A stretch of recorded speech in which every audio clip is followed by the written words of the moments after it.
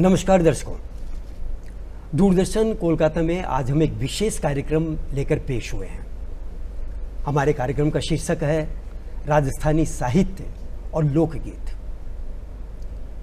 यो तो किसी भी साहित्य का जो इतिहास होता है वो स्वर्णिम होता है, लेकिन राजस्थानी साहित्य के इतिहास के बारे में जहाँ तक मैं समझता हूँ कि हमारी जानकारी बहुत ही छोटी सी है, बहुत संक्षेप में है, बहुत ज़्यादा नहीं जानते हैं, लेकिन इसका इतिहास भी बहुत ही समृद्ध है। राजस्थानी साहित्य और लोकगीत, राजस्थान के जो लोकगीत हैं वो सिर्फ राजस्थान में नहीं बल्कि राजस्थान से बाहर पैर फैलाते हुए हमारे पूरे भारतवर्ष और भारतवर्ष से पैर फैलाते हुए पूरे विश्व में लोकगीत चले गए हैं। और आज उन लोकगीतों को लोग गा गा कर लोगों का स्वागत करते हैं, लोगों को शादी ब्याह में वरमाला पहनाते हैं और भी कई काम करते हैं। खैर, ये हमारी जानकारी मेरी तो बहुत संक्षेप में, आज हमारे विशेषज्ञ इसके बारे में बताएंगे। तो आज इस विषय पर चर्चा करने के लिए हमारे समक्ष हमारा सौभाग्य है कि हाजिर हो चुके हैं श्री राजेंद्र केडिया जी।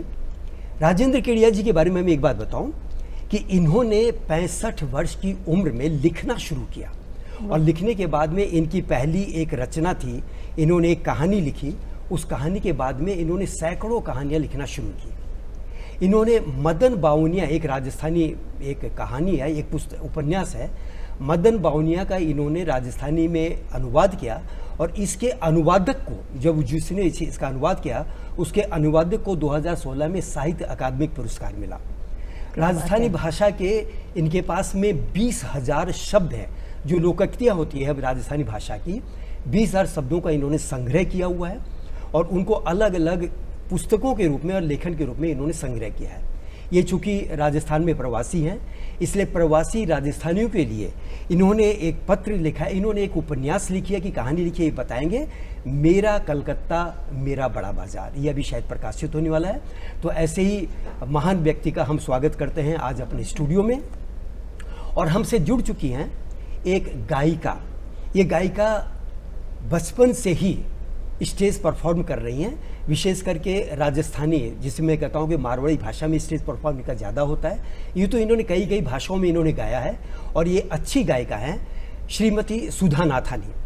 सुधा नाथानी के बारे में ये बताऊँ कि ये हर एक तरह के प्रोग्राम को ये ऑर्गेनाइज करती हैं, चाहे ये शादी ब्याह हो, चाहे कहीं पर कोई धार्मिक प्रोग्राम हो या कोई किसी तरह का और किसी तरह के भी इवेंट हो, ये उनमें अपने आवाज़ देकर उस प्रोग्राम में चार चांद लगाती हैं। तो आइए हम स्वागत करते हैं श्रीमती सुधा नाथानी का। मैं सबसे पहले मुखातिब होऊंगा केडिया जी आपकी तरफ से। मैं ये जानना चाहूँगा कि राजस्थानी साहित्य का जो मेरे पास में एक डाटा है कि जो 1050 से 1450, उसके बाद में पूर्व मध्य था 1450 से 1650, फिर 1650 से 1850 और 1850 से लेकर अब तक। तो आप इस पर थोड़ा सा कोई प्रकाश डाल सकते हैं? देखिए, किसी भी समाज और देश की समृद्धि का असली परिचायक उसकी संस्कृति, उसका साहित्य, उसकी भाषा होती है। बिल्कुल। संस्कृत के बाद कहा जाता है कि राजस्थानी भाषा देश की सबसे पुरानी भाषाओं में एक है। अच्छा। हजारों वर्ष पुराना इसका इतिहास है। डिंगल पिंगल में बहुत सारा चारण साहित्य है, पुरानी बातें हैं जो संस्कृत और फारसी साहित्य की मिली जुली भाषा से बनी है, वो हमारी आज की राजस्थानी भाषा है। राजस्थानी भाषा में भी साहित्य का अकूत भंडार है। वीर साहित्य है, भजन साहित्य, भक्ति साहित्य है, श्रृंगार साहित्य है। और सबसे बड़ी जो एक साहित्य की दौलत होती है जिसको हम कहते हैं, वो हर भाषा, हर संस्कृति का जो लोक साहित्य है, लोक जीवन है, उसका जो साहित्य है, वो सबसे बड़ी दौलत होती है। जिसका लोक जीवन मजबूत है, उसका सारा जीवन मजबूत होता है, उसकी भाषा, उसकी संस्कृति। राजस्थानी देश की एक ऐसी भाषा है जहाँ लोक जीवन सबसे ज़्यादा मुखरित रहा है। लोक जीवन को लेकर बहुत सारे लोक कथाएँ हैं, लोक कहावतें हैं, लोक बातें हैं और लोक गीत हैं। अब आप भाषा की बात करते हैं तो मैं आपसे एक छोटा सा एग्जाम्पल देना चाहता हूँ कि आज जैसे राजस्थानी में हम अंग्रेजी एक विश्व में सबसे ज़्यादा बोली जाने वाली भाषा है। अंग्रेजी में आप दामाद को क्या कहते हैं, सन इन लॉ, या उसका जो नाम है। अब राजस्थानी में दामाद के लिए जवाई राजा और कम से कम 50 ऐसे शब्द हैं जो आपस के प्रेम को दर्शाते हैं। पति के लिए बहुत सारे शब्द हैं, पत्नी के लिए बहुत है। तो इन सब चीज़ों को लेके भाषा की जो समृद्धि है वो जाहिर होती है। लोक कथाओं की अगर हम बात करते हैं तो लोक कथाओं में आपने नाम सुना होगा विजयदान जी देथा बिज्जे का। उन्होंने उनको राजस्थानी भाषा का भीष्म पितामह कहते हैं। उन्होंने 14 खंडों में और एक राजस्थानी लोक कथाओं का संग्रह लिखा। उसका फ्रेंच में अनुवाद हुआ, बहुत सारी भाषाओं में अनुवाद हुआ, फिल्में बनी उनकी कहानियों को लेके। आपने पहली फिल्म देखी होगी। और उनको नोबेल पुरस्कार के लिए प्रस्तावित किया जाना था, लेकिन कुछ ऐसी परिस्थिति बनी कि नहीं किया जा सका। खैर, मैं आपको थोड़ा सा रोक रहा हूँ। मैं अब सुधा जी से मैं मुखातिब हूँ। सुधा जी, जैसे कि राजस्थानी भाषा के हम जानते हैं कि कई तरह के कार्यक्रम होते हैं। हाँ, जैसे हमारे घरों में होते हैं, शादी ब्याह होती है, बच्चे का जन्म होता है, या फिर और भी कई इवेंट होते हैं। तो इन सब में एक अलग अलग लोकगीत गाए जाते हैं। लोकगीतों के बारे में जहाँ तक मैं जानता हूँ कि शायद लोकगीतों के लिए किसी को कोई प्रयास करने की आवश्यकता नहीं है। जैसे कि आज हम शास्त्रीय संगीत गाएं, तो उसके लिए हमें अलग गुरुजी को पकड़ना पड़ता है, फिर एक अलग ढंग की हमारे पास ट्रेनिंग लेनी पड़ती है। तो लोकगीतों की क्या ट्रेनिंग लेनी पड़ती है? मैं आपसे ये पूछना चाहता हूँ। नहीं, ट्रेनिंग वैसे तो लेनी नहीं पड़ती है, लेकिन अगर प्रॉपर तरीके से लोकगीत के एक शब्द होते हैं, है ना, उसकी ट्रेनिंग लेनी पड़ती है। नहीं, शब्दों की मैं समझ गया, लेकिन आज मैं देखता हूँ कि जैसे मैं तो स्वयं वहाँ का हूँ, जब राजस्थान के एक सुदूर गांव में जाता हूँ जहाँ की महिलाओं का शायद स्कूल और कॉलेज से कोई संबंध ही नहीं है, वहाँ जब महिलाएं संगठित होती हैं तो उस लोकगीत वो लोकगीत गाते, बट उनकी भाषा अलग अलग होती है। भाषा और हम तो है यहाँ, मतलब यहाँ तो यहाँ उनकी भाषा और इसमें थोड़ा सा फर्क होता है। ये होता है, तो वो हमको प्रॉपर अगर लोकगीत लेना है तो उनकी भाषा को। जब आप लोकगीत गाती हैं तो क्या उसी जमीन से जुड़े हुए शब्दों को यूज करती हैं, या कोशिश तो करते हैं कि उनको यूज करें, कोशिश करते हैं, लेकिन अभी का समय जैसा है उसके हिसाब से। तो अभी हमारे दर्शकों को आप चंद पंक्तियां किस लोकगीत की सुनाएंगे? अभी इन्होंने जवाई की बात करी है ना, तो जब जवाई हमारे आते हैं तो हम उनका स्वागत करते हैं, है ना। तो वो कैसे करते हैं, ये आपको ट्रेडिशनल सॉन्ग है, बिल्कुल बिल्कुल एकदम पुराना लोकगीत है ये। और जमाई राजा के बारे में बता दूं अपने दर्शकों को कि आज अगर बंगाल में अगर कोई भी देखता है तो जमाई, बंगाली शब्द में भी जमाई शब्द वहाँ ये सारे शब्द हमारे मिलते हैं। तो उनका जैसे हम लोग एकदम मतलब पुराना एकदम है गाना जो हम लोग वो गीत गाते हैं। धोए धोए आंगने पधारो, धोए धोए आंगने पधारो महाराज, नहीं, धोया धोया थाल परोस दिया बात जी, धोया धोया थाल परोस दिया बात जी। आओ आओ आओ जी जवाई बैठो पास जी, आओ आओ आओ जी जवाई बैठो पास जी। धोया धोया थाल परोस दिया बात जी। ये है, जवाई आते हैं तो उनको हम छेड़ते हैं, तो इसमें उनको बात सुनाना है तो जवाई से छेड़छाड़ करते हैं यहाँ पे हम। तो ये होता है हमारे जवाई का स्वागत इस तरह से। जवाई को कह रहे हैं कि मैं पूरे जितने भात की हम लोग बात परोस रहे हैं उनको, जो भोजन परोस रहे हैं पूरे साफ सुथरा करके रख दिए, आप आके बैठिए। हाँ बैठिए, उनको छेड़ते हैं। ठीक है। तो ये है। एक बात और पूछ रहा हूँ मैं किड़िया जी, जैसे मैंने अभी कहा था कि 10,000 1050 से 1450, 1450 से 1650, 1650 से 1850, तो इसमें किस काल का आप उल्लेख विशेष करके करना चाहेंगे जिस काल में हमारा साहित्य थोड़ा सा? राजस्थानी साहित्य के बारे में शोध तो बहुत हुआ है, लेकिन ये आम लोगों तक नहीं पहुंचा है। इसका कारण क्या और है? विद्वानों ने अपने अपने लिहाज से लिखा है, और खाली अपने देश के विद्वानों ने ही नहीं, बाहर के लोगों ने हमारे लोगों से ज़्यादा इसके बारे में। अब बंगाल में सुनीति चंद्र चट्टोपाध्याय का नाम आपने सुना है, उन्होंने राजस्थानी भाषा को लेकर बहुत विराट काम किया है। टेसिटोरी इटालियन थे, उन्होंने अपने जीवन का अहम हिस्सा बीकानेर में बिताया। उन्होंने राजस्थानी भाषा के लिए जितना बड़ा काम किया, वो मैं कह सकता हूँ कि हमारे लोगों ने आधुनिक वक्त में ऐसा कोई काम नहीं किया। तो खैर, लोक जीवन जो हमारी राजस्थानी भाषा का अधिकार है, उसके लिए मिडिल एज में जैसे रानी लक्ष्मी देवी चुंडावत, उन्होंने बहुत सारी किताबें लिखी, बहुत अच्छा काम किया। जोधपुर के थे कुंवर महेंद्र सिंह नगर, हाल ही में उनका शरीर शांत हुआ, तो उन्होंने राजस्थानी साहित्य की कहानियाँ भी लिखी। और जो हमारी कल्चर है, पगड़ी के लिए उन्होंने एक बहुत बड़ा म्यूजियम बना रखा, उसको ले लेके देश विदेश में जाते थे। तो इस तरीके से लोगों ने, और जो वादक हैं, कलाकार हैं, उनका तो एक लंबी लिस्ट है उनकी, जिनका देश से ज़्यादा विदेश में उनका सम्मान होता है। हाँ। तो इन सारी बातों ने राजस्थानी संस्कृति को और साहित्य को भी जिंदा रखा है।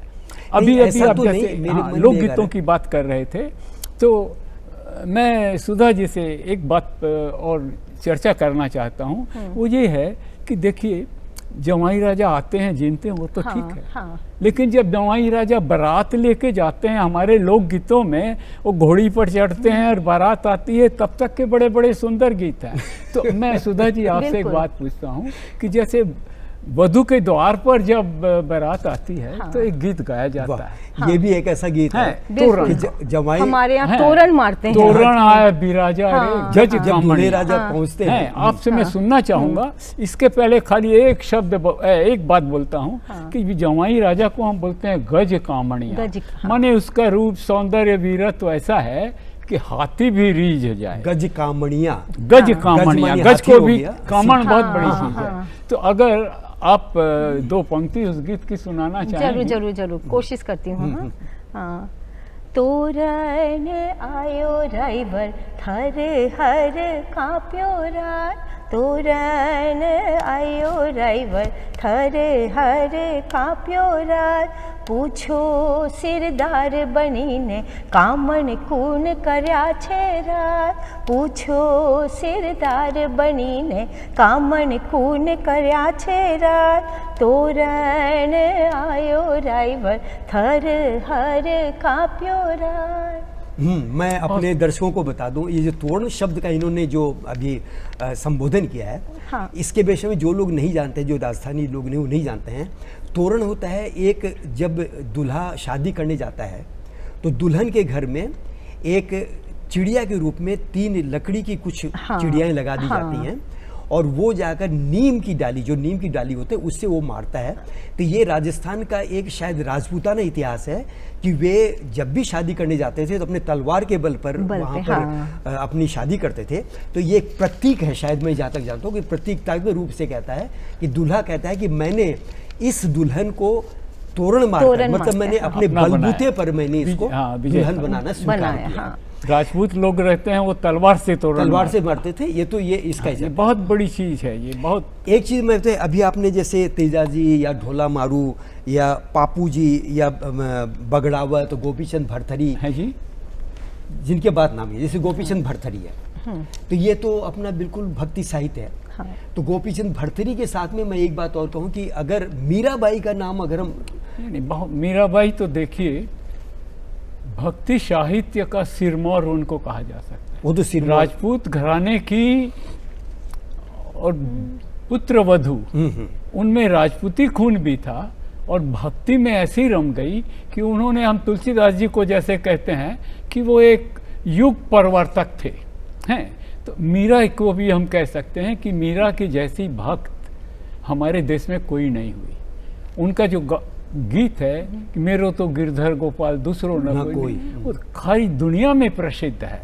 और मीरा ने तो एक उम्दा उदाहरण पेश किया कि भाई आप राजपूत होते हुए भी भक्त हो सकते हो। और ये मीरा के अलावा देखिए संत सुंदरदास हैं, सहजोबाई हैं, दादू दयाल हैं, और अब गोरख समुदाय का तो जितना पुराना संपर्क और जितना राजस्थान में है, वो मैं आपको कह सकता हूँ कि इतना बड़ा भक्ति का जो सम्मिलन है वो हमारे राजस्थान के बाद मेरे ख्याल से साउथ इंडिया में तो है, लेकिन उत्तर भारत में आपको कहीं नहीं मिलेगा। ये स्थिति है राजस्थान की। इतना समृद्ध हमारा भक्ति साहित्य है।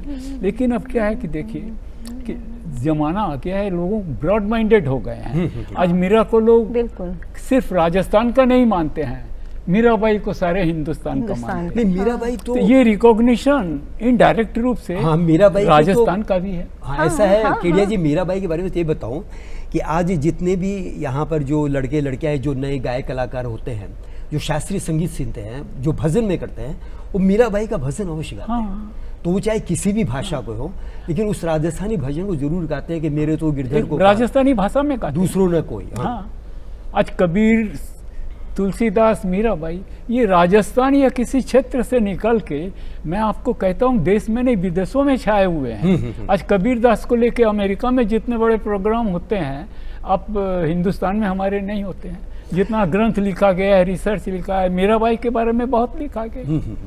तो ये एक हमारी भाषा की, हमारी संस्कृति तो की। मीराबाई के जो भक्ति भजन मीराबाई ने जो कहे हैं, तो क्या सारे के सारे राजस्थानी साहित्य में उपलब्ध हैं? सारे के सारे राजस्थानी में हैं। और उसके बाद जैसे ब्रज के शब्द हैं, ब्रज भाषा के हैं। अब देखिए शब्द जो भक्ति के गीत हैं, वो जिस भाषा में, जिस क्षेत्र में गाए जाते हैं, उसमें कभी कभी कहीं कहीं उस क्षेत्र के शब्द भी आ जाते हैं। अच्छा। तो मीराबाई के गीतों का जो गीत गाए गए हैं या प्रकाशित हुए हैं, उनमें कहीं कहीं दूसरे क्षेत्र के शब्द आ गए हैं, लेकिन ओरिजिनली मीराबाई ने जितना भी गाया है, जितना भी है, वो सारा का सारा राजस्थानी भाषा में 101। वैसे भी अपने राजस्थान में प्रत्येक 10 किलोमीटर में भाषाएं तो बदलती रहती हैं। राजस्थानी ओरिजिन की थी, वही बोलती थी, वही, और भाव भी सारे वही हैं उनके। अब क्या है कि देखिए भाषा है, संस्कृति है, साहित्य है, वो एक क्षेत्र की सीमा से बाहर निकल गए हैं। और ये अगर मीराबाई को सारी दुनिया अपना मानती है, सारा देश अपना मानता है, तो ये मान के चलिए कि राजस्थानी भाषा को भी, राजस्थान को भी सारा देश अपना मानता है। नहीं, राजस्थान तो हमको ब्रॉड माइंडेड ही रखना है। मैं जहाँ तक जानता हूँ, देखिए आज राजस्थानी भाषा को शायद बहुत अच्छा, अपने जैसे आप बता रहे हैं कि उसका समृद्ध इतिहास है, लेकिन उसको वो रिकॉग्निशन नहीं मिली है जो कि उनको मिलनी चाहिए थी। खैर, अब आप सुधा जी से क्या गीत आप कह रहे थे कि नहीं, सुधा जी से तो हम और भी बहुत सुंदर सुंदर बातें हैं जानना चाहेंगे। तो साहित्य तो देखिए ये है, लेकिन लोकगीत है वो हमारी संस्कृति और साहित्य की जान है। तो अब सुधा जी, अब जैसे हमने आपसे विवाह के बारे में सुना, बहुत अच्छी बात है। एक राजस्थान का जो सबसे प्रचलित, सबसे पुराना और दुनिया भर में सबसे ज्यादा गाए जाने वाला लोकगीत है, उसका नाम है पीपली। पीपली, yes। उसका भाव इतना सुंदर है, हाँ। और उसकी राग, उसकी शब्द इतने सुंदर हैं कि उसकी तुलना में राजस्थान का कोई दूसरा लोकगीत नहीं है। तो पीपली हम ये दो तो लाइन आपसे बिल्कुल उसके सही बारे है, में बिल्कुल सही है। मैं कोशिश करती हूँ। बाय चढ़ा था भंवर जी, पीपली जी, हाजी ढोला हो गई, घेर घूमे, बैठन की रुत झाल्या, चाकरी जी,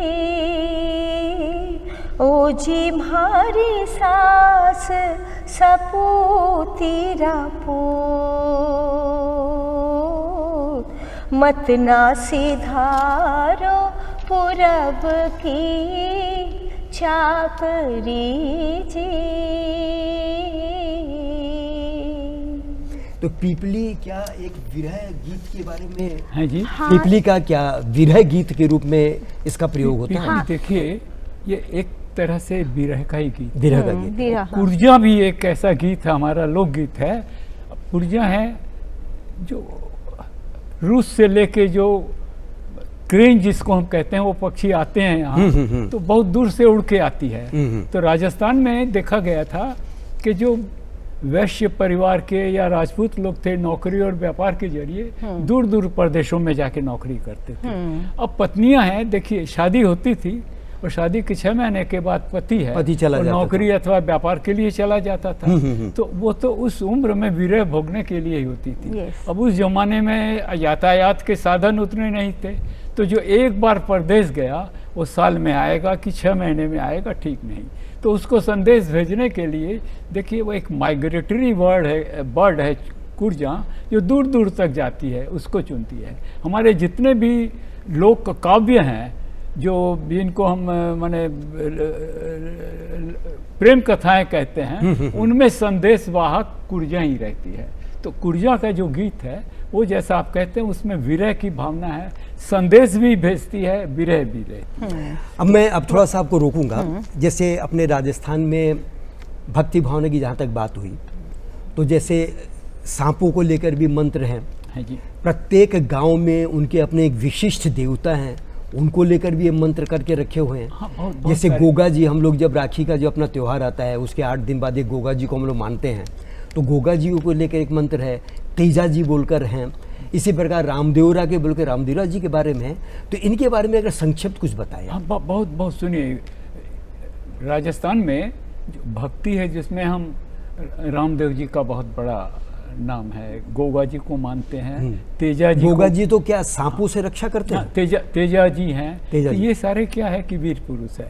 अब देखिए ऐसा उदाहरण है कि विवाह के बीच में भांवरे हो रही है और उसी समय किसी ने गाय की रक्षा के लिए पुकार किया। अच्छा। तो हमारे जो लोक देवता हैं वो बीच भंवर से उठ के, भांवरों से उठ के, बीच ब्याह से उठ के जाते हैं और दुश्मनों से लड़के गायों की रक्षा करते हैं और शहीद भी हो जाते हैं। तो हमारे जो लोक देवता हैं वो धर्म के, संस्कृति के और धरती के रक्षक हैं। उनको हम आज भी बहुत भक्ति भाव से मानते हैं और ये एक हमारी राजस्थान की संस्कृति का उदाहरण है। अब जैसे हम लोग थोड़ा सा विषयांतर नहीं है, लेकिन हम जैसे कहते हैं कि पंजाब है, पंजाब पीरों की भूमि है, बलिदान की भूमि है। तो मेरे एक पंजाबी मित्र ने कहा भाई पंजाब में तो बहुत बड़े बड़े बलिदान हुए हैं। तो हमने कहा देखिए पंजाब और राजस्थान में कोई अंतर नहीं है। पंजाब अगर वीरों की भूमि है तो राजस्थान है वो जौहर की भूमि है। की भूमि, हाँ। राजस्थान में पुरुष तो सिर कटाते ही थे, सिर कटने के बाद भी लड़ते थे। तो पत्नियां थी उनकी, जो स्त्रियां थी, राजस्थान वो का तो भी अपने इतिहास मान सही है। सम्मान के लिए जैसे जौहर महाराणा थे। प्रताप होता था, बहुत सारी स्त्रियां फिल्में, जौहर बहुत करती सारी थी। कथाएं आप- मैं आपसे 2 लाइन पूछना चाहूंगा। जैसे जन्म होता है बच्चे का, तो बच्चे के जन्म पर हम लोग 2 पंक्तियां कोई गाना गीत गाकर सुना है, जैसे जलवा जिसे कहते हैं, जलवा, उसके बारे में जरा बताइए जरा। जच्चा, हाँ, जैसे बोलिए होता जरा। है। हम जैसे अपने ना जन्म होता है तो उसके बाद जो माँ होती है उसको हम लोग पूरा श्रृंगार करते हैं, उसको सजाते हैं, उसको चुनरी का है तो उसका एकदम ट्रेडिशनल हमारा एकदम मतलब पारंपरिक मतलब ये गाना है। तो ये है पी लो तो ओढ़ मारी जच्चा पाटे पर बैठी जी, पी लो तो ओढ़ मारी जच्चा पाटे पर बैठी जी, कोई सारो शहर सरायो गाढ़ा मारो जी, वाह, वाह, वाह। पीड़ो रंगा दो जी। एक बात और पूछूंगा मैं चिड़िया जी आपसे रंगा दो कि जी। मैं हमारे पास बहुत समय नहीं है कि अपनी साहित्य जो राजस्थानी साहित्य है इसका संग्रह है क्या अपने पास में? संग्रह है। संग्रहालय या इसका संग्रह है? देखिए राजस्थानी साहित्य का संग्रहालय बोल के कुछ नहीं है। कुछ भी नहीं है इसका। और ये सबसे बड़े अफसोस की बात बात ये है। है। ओह। अब मैंने विभिन्न भाषाओं की बहुत सारी किताबों का संग्रह किया। राजस्थानी साहित्य की भी मुझे जितनी किताबें मिली उसमें सबसे बड़ी मुश्किल ये पेश आती है कि जो पुराना हमारा साहित्य है वो डिंगल पिंगल भाषा में है। अच्छा, हमारी लिपि भी थी, वो उस समय की जो लिपि थी वो देवनागरी लिपि नहीं हाँ। होके और दूसरी पुरानी लिपि थी। अब उस लिपि को पढ़ने वाले और डिंगल पिंगल को समझने वाले विद्वान हैं वो बहुत कम इसका मतलब रहते इसमें भी अभी शोध का संग्रहालय है, लेकिन जो संग्रह है और जो पोथी खाने बचे हुए हैं वो राजस्थान के जो राजा रजवाड़े हैं, आप उनके पोथी खाने में जाके देखेंगे तो मान लीजिए 20% आपको साहित्य की किताबें भी मिलेगी। इसका मतलब यह है कि इसमें अभी हमारे बहुत शोध करने की हमें आवश्यकता है बहुत राजस्थानी शोध। साहित्य में। मैं अपने दर्शकों को कहूँगा कि हमारा प्रोग्राम हम अभी यहीं तक। मैं सुधा नाथनी से कहूँगा कि एक छोटा सा कोई ऐसा गीत गाए जिससे कि हमारे दर्शक बहुत खुश हो जाएं और राजस्थानी भाषा में आप सुनाएं। ओके। चाइल्ड भक्ति का राजस्थान का बहुत प्रचलित है सुपना, है ना, तो कोशिश करती हूँ उसको सुनाने की, उसी हमारे से दर्शकों खत्म को देख करते लें। हैं। हम, हाँ। सूती थी रंग महल मेल में सूती ने आयोजन जाल भवर थाने सुपने में देखा जी भवर थाने सुपने में देखा जी। तो हमारे दर्शकों को बता दें कि आज हमने राजस्थानी साहित्य और लोकगीत पर आधारित एक कार्यक्रम पेश किया।